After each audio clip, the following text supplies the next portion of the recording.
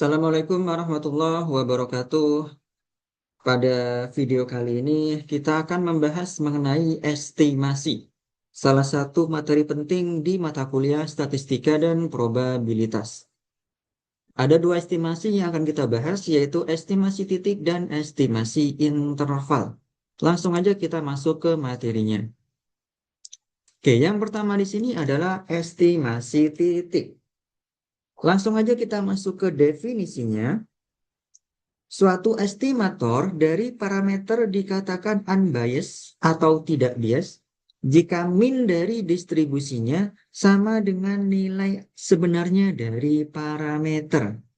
Ya, jadi suatu estimator dari parameter itu dikatakan unbiased jika min dari distribusinya sama dengan nilai sebenarnya dari parameternya. Sebaliknya, estimatornya dikatakan bias atau bias. Nah, di sini kita punya kurva.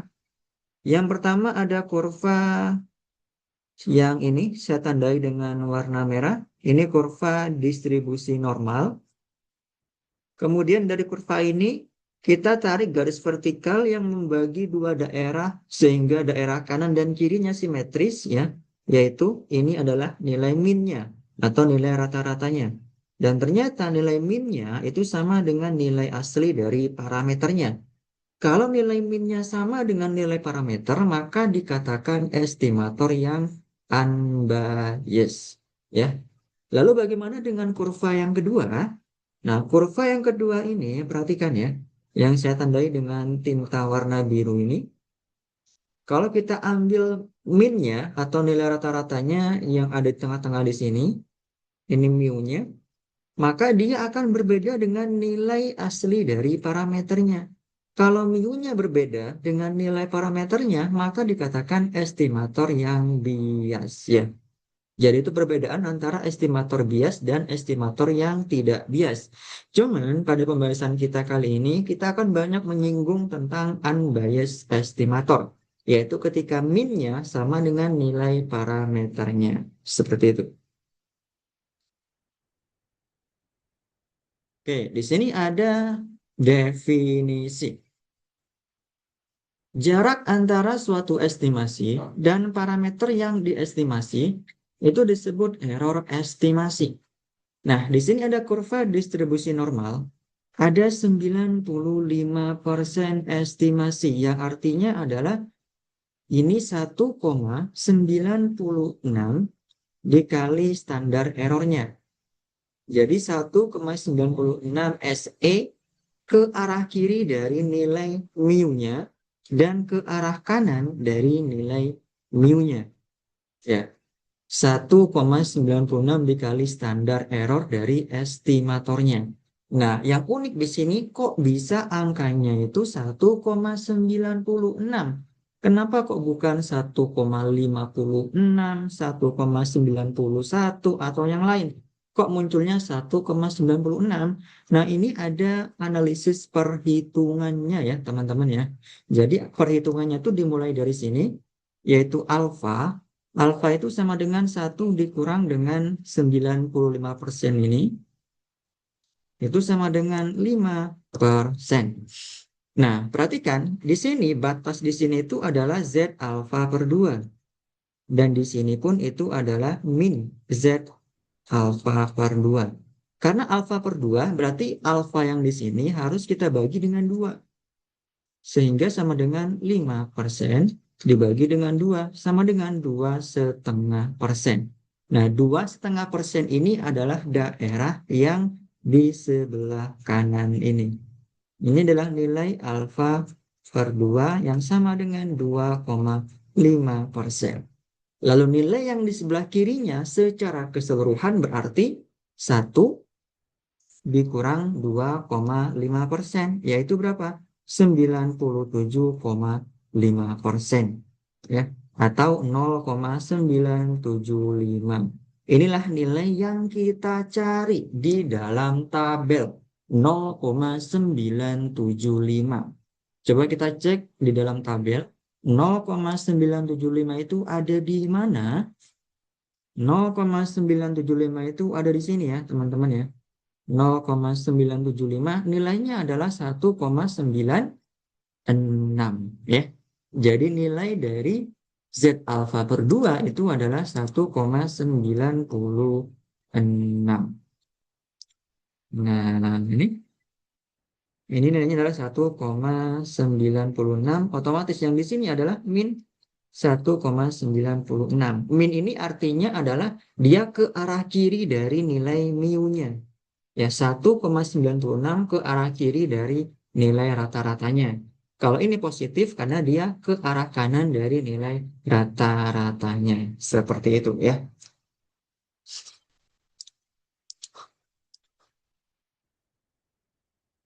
Nah, di sini, how do I estimate a population mean or proportion? Bagaimana cara saya untuk mengestimasi populasi mean atau proporsi? Langkah-langkahnya di sini adalah untuk mengestimasi populasi mean, mu, untuk populasi kuantitatif, estimator titik X bar itu unbiased dengan standar error yang diestimasi sebagai SE sama dengan S dibagi AKN. Nah, 95% margin of error ketika N-nya lebih dari sama dengan 30 diestimasi dengan plus minus 1,96 S dibagi akar N. Ini karena 1,96 itu karena tadi itu ya 95%. Karena perhitungan yang di awal. Kalau misalkan di sini 90%, maka di sini berganti bukan 1,96 ya, berganti dengan angka-angka yang lain. Kemudian untuk mengestimasi populasi proporsi P untuk populasi binomial, estimator titik P topi itu sama dengan X dibagi dengan N. Nah, di sini ada kata-kata populasi binomial. Ingat, populasi binomial itu adalah populasi yang hanya ada dua kejadian, yaitu kejadian sukses dan kejadian gagal. Kalau nggak sukses, ya gagal. Itu aja, ya. Itu binomial. Makanya di sini X itu adalah banyaknya kejadian yang sukses, N itu adalah total dari kejadiannya. N itu total dari datanya ya atau pengamatannya. Dengan standar error yang diestimasi itu adalah SE sama dengan akar P topi, Q topi dibagi dengan N. Nah, kalau P topi itu rumusnya adalah X dibagi dengan N, maka untuk Q topi itu adalah 1 dikurang dengan P topi ya. Kenapa 1 dikurang P topi? Karena Q topi ditambah P topi itu pasti hasilnya 1. Kalau P itu banyaknya yang sukses, maka yang Q itu banyaknya yang gagal. Ya, proporsi, sorry. Proporsi yang berhasil, kalau Q itu berarti proporsi yang gagal. Dan kalau dijumlahkan keduanya pasti hasilnya 1. Seperti itu. Kemudian, 95% margin of error yang diestimasi sebagai plus minus 1,96 akar P topi Q topi dibagi dengan N. Dengan asumsinya bahwa N dikali P topi lebih dari 5 dan N dikali Q topi lebih dari 5. Ini angka 1,96 sama dengan yang tadi ya, karena margin of error-nya 95%. Beda kalau misalkan 90%, 85%, dan seterusnya. Oke, di sini kita punya contoh soal. An environmentalist is conducting a study of the polar bear, a species found in and around the Arctic Ocean. Jadi ahli lingkungan itu mengadakan suatu studi dari beruang kutub, suatu spesies yang ditemukan di dan sekitar Samudra Arktik. Ya. Range mereka itu terbatas dengan ketersediaan lautan es yang mana mereka gunakan sebagai platform untuk memburu anjing laut, yaitu makanan pokok mereka. Nah, kerusakan dari habitatnya, habitat pada es Arktik ini yang telah diatributkan ke pemanasan global, itu mengancam kehidupan beruang sebagai suatu spesies yang mungkin akan punah dalam hitungan abad. Nah, a random sample of N 50 dari beruang kutub itu menghasilkan rata-rata berat 980 pound dengan standar deviasinya 105 pounds. Gunakan informasi ini untuk mengestimasi rata-rata berat dari semua beruang kutub Arktik. Oke, gimana cara mengerjakannya? Nah, perhatikan ya, kalau misalkan di sini margin of error-nya tidak diketahui, yang persentasenya itu, maka itu sebenarnya diasumsikan 95%. Otomatis diasumsikan kalau tidak diketahui. Ya, itu udah diasumsikan 95%. Nah, di sini solusinya adalah the random variable yang diukur adalah weight, a quantitative random variable best described by its mean mu. Estimasi titik dari mu, rata-rata berat dari semua beruang kutub Arktik adalah X bar 980 pounds. The margin of error yang diestimasi adalah berarti 1,96 SE. 1,96 ini lagi-lagi didapatkan dari 95% margin of error yang tadi ya. Ini beda halnya kalau 90%, 88%, dan seterusnya. SE-nya adalah S dibagi akar N. S-nya itu 105, yang ini akar N-nya adalah 50. Berarti hasilnya adalah 20, kurang lebih 29 pound. Jadi margin of error-nya itu diestimasikan dengan 980 ini plus minus 29 pound. Atau kamu dapat secara fairly confident bahwa sampel mengestimasi 980 pound dalam plus minus 29 pound of populasi min-nya. Jadi 980 plus minus 29 pound. Atau bisa juga kita nyatakan dalam interval ya, yaitu X kurang dari 980 ditambah 29, yang di sini 980 dikurang 29. Berarti ini 951 ya. X kurang dari ini 1009. Nah, seperti itu, kurang lebihnya seperti itu.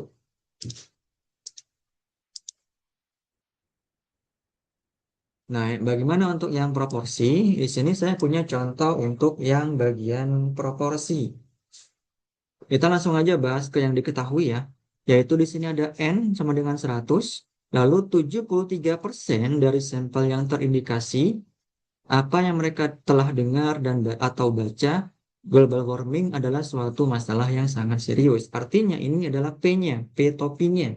Ya, P-topinya itu adalah 73% atau 0,73. Otomatis T topinya adalah 1 dikurang P topi, yaitu 1 dikurang 0,73 sama dengan 0,27 seperti itu. Nah, di sini pun estimasinya untuk margin of error-nya yang persentase itu tidak diketahui. Jadi otomatis sudah kita asumsikan 95%. Asumsikan 95%. Akibatnya nanti di sini margin of error-nya 1,96 dikali standar error. Gunakan rumus untuk yang proporsi, akar P topi Q topi dibagi dengan N. P topinya 0,73 yang tadi, Q topinya 0,27 yang tadi. Dibagi dengan N-nya yaitu ada 100 sama dengan 0,09. Jadi hasilnya adalah 0,73 plus minus 0,09. Atau dalam bentuk interval berarti X kurang dari 0,73 ditambah 0,09, yang di sini 0,73 dikurang 0,09. Yang ini berarti 0,64 kurang dari X kurang dari 0,82. Ya, ini ya. 0,064 sampai dengan 0,82. Seperti itu.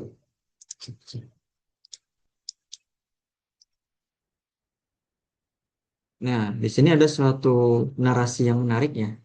Beberapa nilai yang terhitung dari akar PQ, yaitu pada bagian numerator yang tadi, pada bagian pembilang. Jadi kalau kita punya P sama dengan 0,1, maka Q-nya itu adalah 0,9.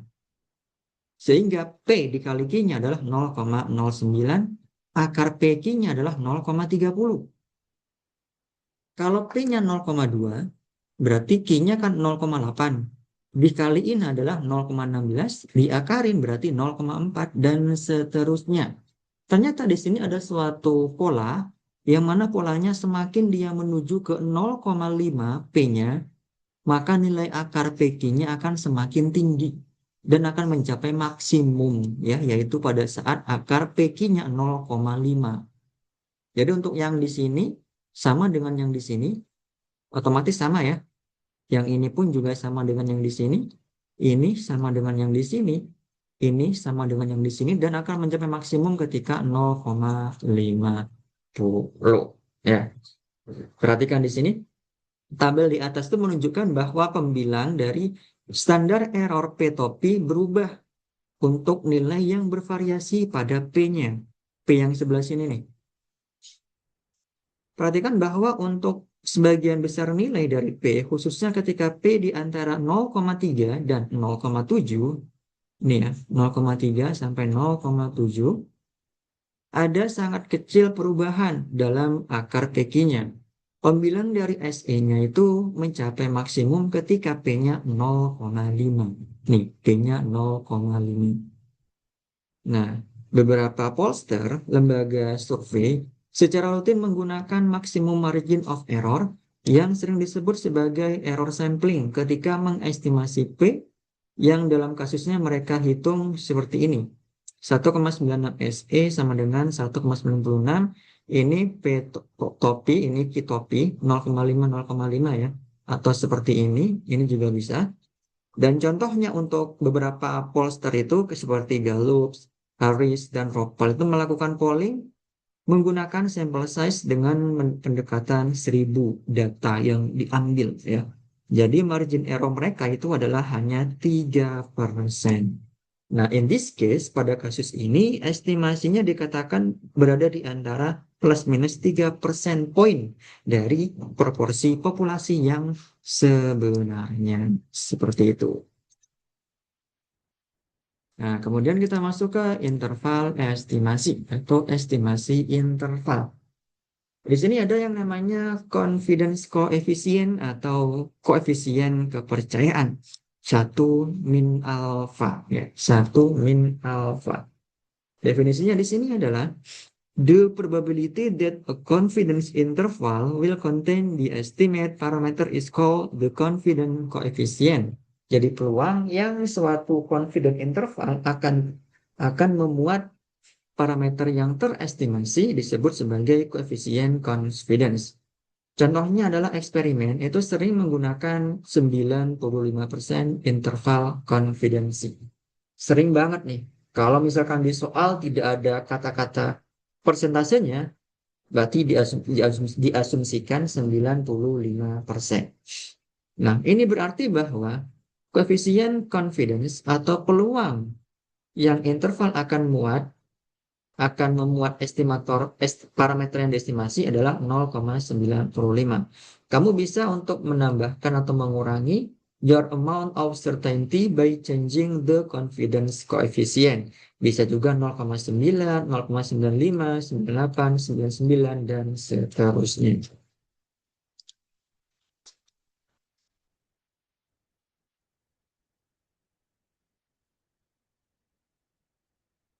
Nah, di sini kalau 1 min alpha 100% large sample confidence interval for a population min.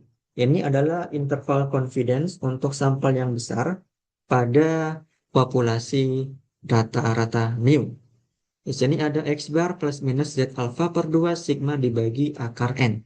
Di mana Z alpha per 2 itu adalah Z, nilai Z yang berkoresponden dengan area alpha per 2 pada ekor bagian kanan atau atas dari distribusi normal standar ya. Jadi Z alpha per 2 itu adalah nilai Z yang bersesuaian dengan area alfa per 2 pada bagian ekor kanan. Kalau kita gambarkan menggunakan kurva distribusi normal yang seperti ini gambarnya, maka Z alfa per 2 katakanlah di sini ya. Maka ini adalah nilai Z yang bersesuaian dengan area alfa per 2. Alfa per 2-nya itu adalah area yang ada di sini, yang ada di ujung kanan dari distribusi normal standar. Seperti itu.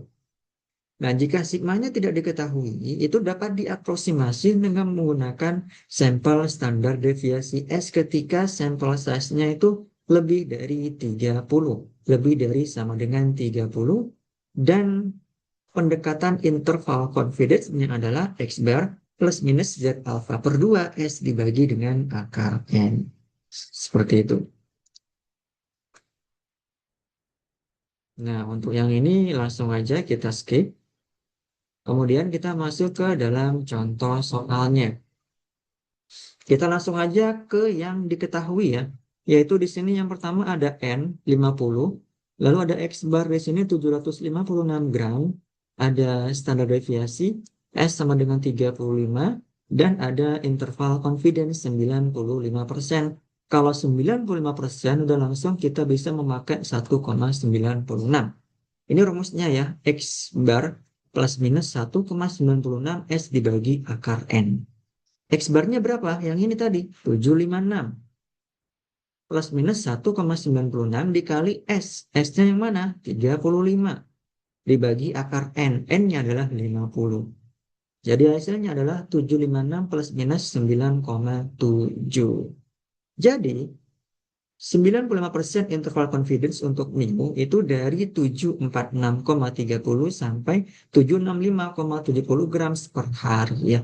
Ini kalau kita bikin menjadi interval itu sama aja dengan 746,30 kurang dari X kurang dari 765,70. Seperti itu. Ini cukup gampang ya.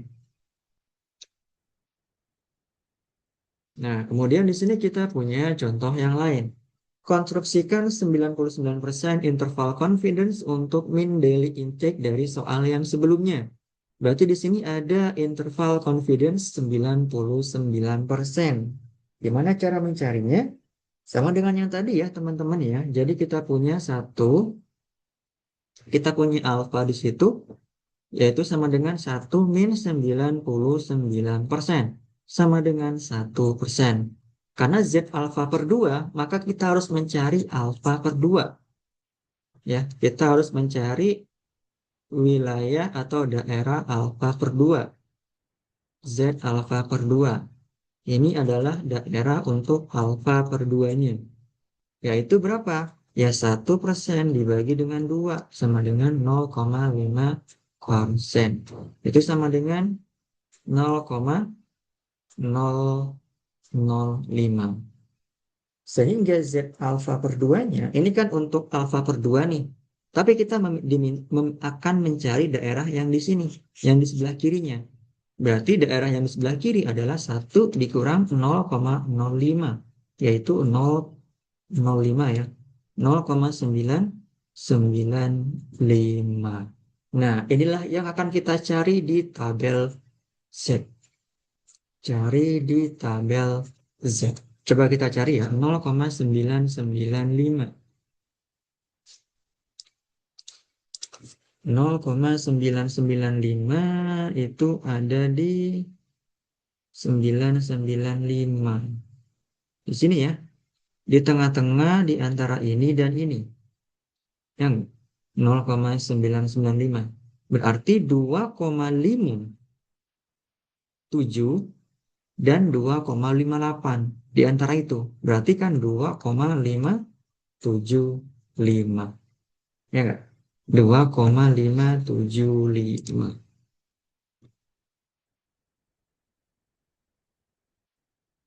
Nah, ini ya. Tapi di sini dibulatkan aja menjadi 2,58.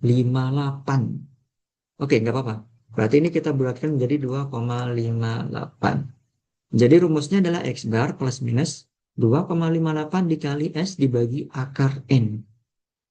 X barnya adalah yang tadi 756 plus minus 2,58. Ini yang tadi juga 4,95. Hasilnya seperti ini. Atau dalam interval berarti 743,23 sampai 768,77 gram per hari ya. Interval confidence ini itu lebih luas daripada 95% interval confidence yang sebelumnya. Seperti itu ya.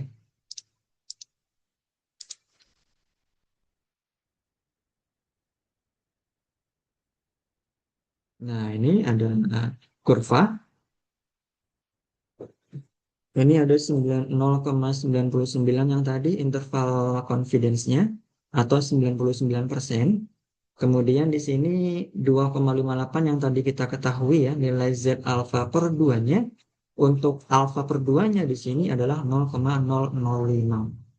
Ya, seperti itu ya, sama dengan yang tadi ya kita bahas.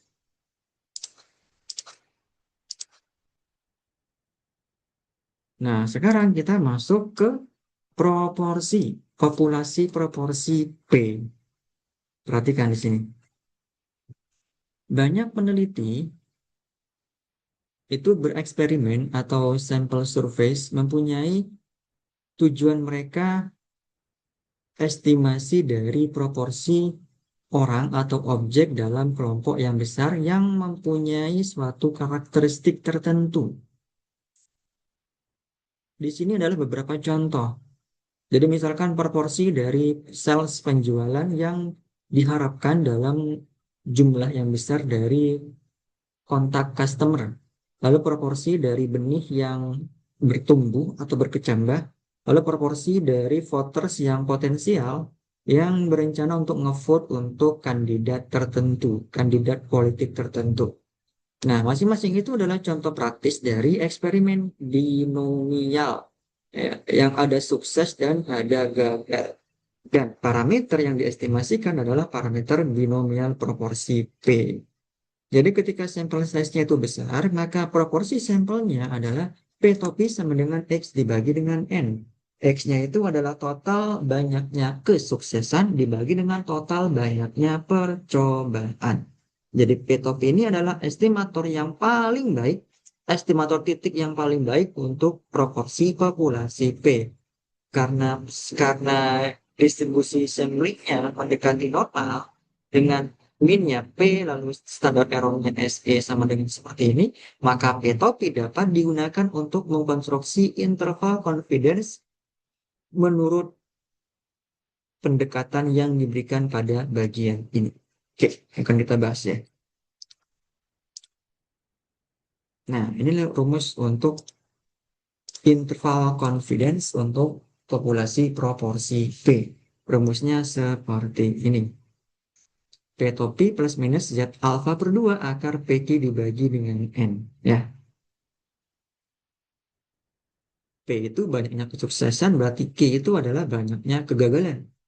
Proporsinya, tapi ya, bukan banyaknya. Proporsi kesuksesan untuk P, Q itu adalah proporsi kegagalannya.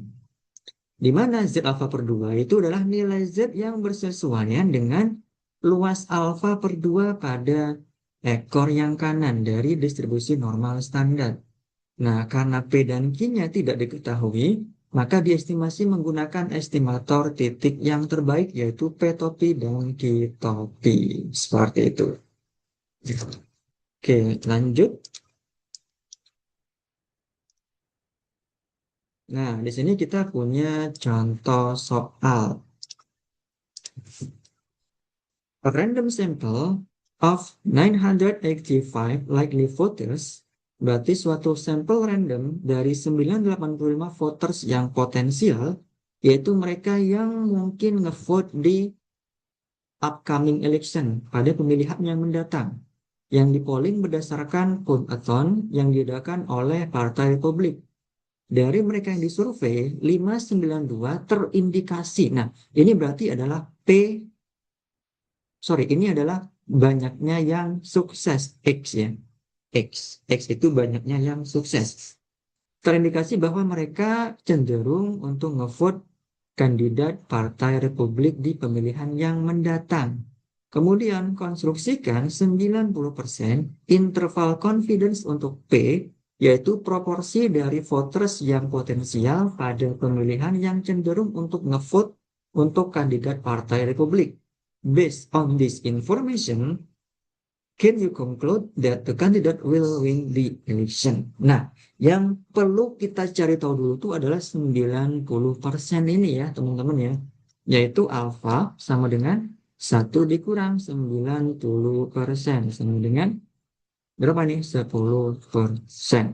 Alfa per 2-nya berarti 10% dibagi dengan 2 sama dengan 5%. Gitu ya. Jadi kalau kita gambarkan kurva distribusi normalnya, di sini Z alfa per 2, di sini adalah 5% itu. Sedangkan yang kita cari nilainya di tabel itu adalah 1 dikurang 5%. Berapa itu? 95%. Itu 0,95. Itu yang kita cari ya, 0,95. Kalau di dalam tabel itu yang mana? 0,95. Coba kita perhatikan. 0,95 itu di antara ini dan ini. Berarti 1,64 dan 1,65. Berarti 1,645. 1,645. Oke. Ini ya, benar ya berarti ya. Nih, di sini 1,645. Gitu ya. Jadi ini adalah 1 Z alfa per 2-nya itu adalah 1,645. Nah, seperti itu. Kemudian di sini, tadi kan sudah kita ketahui bahwa 592 ini adalah X, yaitu banyaknya yang sukses. Dibagi dengan N, itu akan menjadi proporsi dari P topi. Proporsi dari banyaknya yang terindikasi cenderung ngevote kandidat dari Partai Republik, yaitu P topi sama dengan X dibagi dengan N. 592 dibagi 985, hasilnya 0,601. Dan standar errornya berarti gunakan rumus untuk yang proporsi. Akar P topi, Q topi dibagi dengan N. Akar P topinya adalah 0,601. Q topinya didapat dari 1 dikurang P topi, yaitu 0,399. Dibagi 985 hasilnya 0,016. Kemudian gunakan rumus yang ini. P topi yang tadi adalah 0,601 plus minus 1,645 yang kita peroleh dari nilai yang ini tadi dikali akar dari ini, yaitu 0,16. Hasilnya 0,026. Atau dalam interval kita mendapatkan angka yang seperti ini. Kemudian kamu estimasi bahwa persentase dari voters yang potensial itu cenderung ngevote kandidat Republik di antara 57,5% dan 62,7%. Ini ya, 57,5 sampai 62,7%. Apakah kandidat akan menang? Nah, asumsikan bahwa dia itu butuh lebih dari 50% dari vote untuk menang, dan karena keduanya, yaitu batas bawah dan batas atasnya itu dua-duanya melebihi nilai minimum dari 50% tadi. Kenapa? Karena 57,5, 62,7 itu melebihi nilai 50%. Maka kamu bisa mengatakan bahwa 90% confidence bahwa kandidatnya akan memenangkan pemilihan. Gitu ya. Jadi seperti itu. Oke, jadi seperti itu pembahasan kita. Terima kasih. Assalamualaikum warahmatullahi wabarakatuh.